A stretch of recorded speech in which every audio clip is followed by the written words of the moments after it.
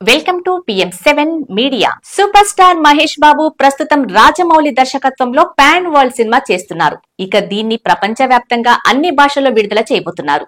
Durga arts పతాకంపై doctor KL Narayana 1500 కోట్ల భారీ బడ్జెట్ తో నిర్మిస్తున్నారు. హీరోయిన్ గా ప్రియాంక చోప్రా పేరు వినిపిస్తోంది.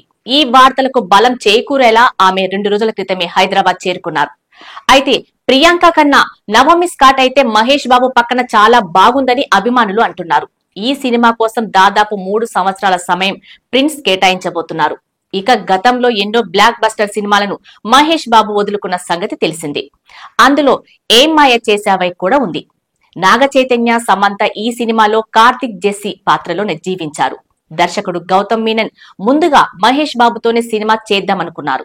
తెలుగు, తమిళం 2 భాషల్లో ఒకే హీరో మహేష్ బాబుని అనుకున్నారు. అయితే సినిమా మాస్ సినిమాలు చేస్తున్న సమయంలో ప్రేమ పాత్రలు వద్దని ప్రిన్స్ చెప్పడంతో తమిళంలో శింబు, త్రిష జంటగా విన్నయ్ తాండి వరువాయ పేరుతో ఈ సినిమాను తీశారు. తరువాత తెలుగులో ఏం మాయ చేశావో పేరుతో ఈ సినిమాను రూపొందించారు. తెలుగులో నాగ చైతన్య, సమంత నటించిన సంగతి తెలిసిందే. విన్నయ్ తాండి వరువాయ సినిమా 15 సంవత్సరాల క్రితం వాలంటైన్స్ డే సందర్భంగా ఫిబ్రవరి 14వ తేదీన విడుదలై ఒక ట్రెండ్ సెట్టర్ గా సంచలన విజయం సాధించింది. శింబు, త్రిష కెరీర్లో అతిపెద్ద బ్లాక్ బస్టర్ గా నిలిచింది.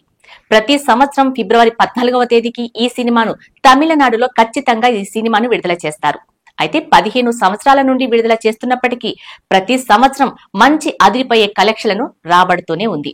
అలాగే థియేటర్లో ఏకబిగిన 1000 రోజులు ఆడింది. ప్రస్తుతం నటుడిగా దూసుకుపోతున్న VTV గణేష్ ఈ సినిమాతోనే నటుడిగా అడుగు పెట్టారు. అంతకు ముందు ఆయన మంచి పేరున్న సినిమాటోగ్రాఫర్.